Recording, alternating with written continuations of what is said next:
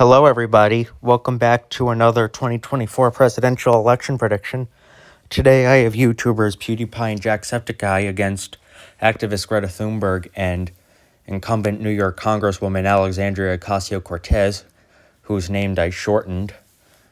Now, to get on with the safe states, we have our usual suspects: Colorado, New Mexico, the West Coast, most of the Northeast, from the Mid-Atlantic to New England.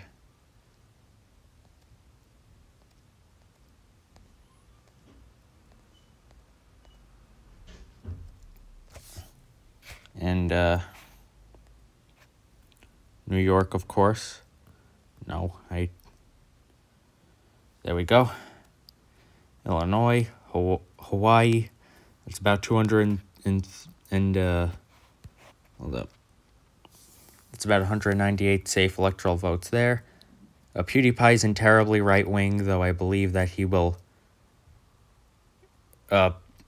win the usual safe red states because he is far more to the right when compared to Greta Thunberg and AOC, of course.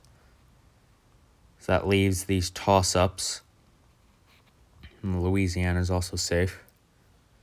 Leaves these toss-ups. I think there'll be some surprises in here. For example, PewDiePie wins back Nevada by a tilt margin.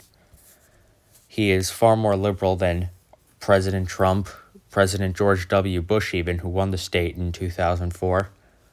I believe that he'll be a moderate on gun control and illegal immigration.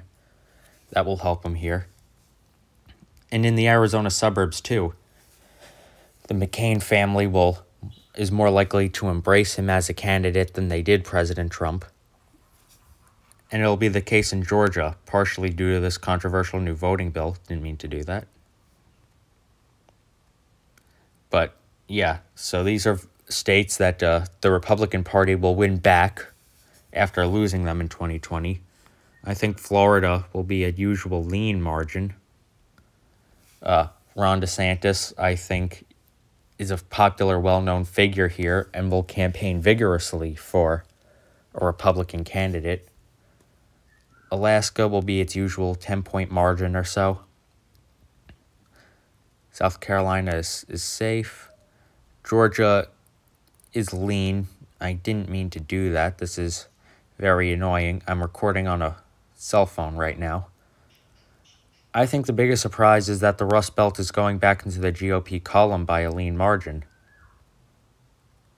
President Trump won these states in 2016. I think PewDiePie has that same white working class appeal that he will do better with working class white voters than President Trump, even though President Trump did well in both years.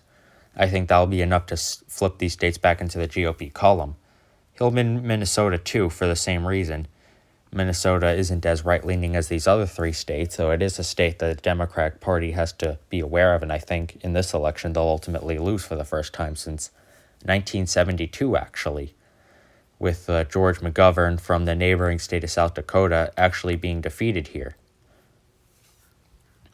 Iowa is going to be a likely margin, as will Ohio for the GOP here. They've been trending right. Even though the Democratic Party has still been investing resources into here after Obama won them both times, President Trump carried it in both of his presidential election campaigns, and I don't see them going back to the Democratic Party anytime soon. New Hampshire, I think, will be almost a true toss-up. I'm going to put it in the tilt Democratic Party column. Maine District 1 and Maine at large will be, didn't mean to do that, will be safe for the Democratic Party, rather, though I think that the GOP will hold on by a lean margin, Maine 2nd District, that electoral vote. And that leaves North Carolina and Nebraska. North Carolina goes to PewDiePie by a tilt margin. He'll do well with the suburban voters here. Some of them who defected from President Trump in 2020 after supporting him in 2016. And Nebraska will be its usual story, safe at large, safe in both its 1st and 3rd districts, but tilt to the Democratic Party in its 2nd district. Far more urbanized here, the most urbanized part of the state, and that's it. PewDiePie wins handily here by a margin even greater than President Trump's victory over Hillary Clinton in 2016 and both of George W. Bush's presidential election victories. The closest thing to a landslide, the biggest landslide since 1988 for the Republican Party when George H.W. Bush defeated Michael Dukakis, won in 40 states, and captured over 400 electoral votes. And that's my video.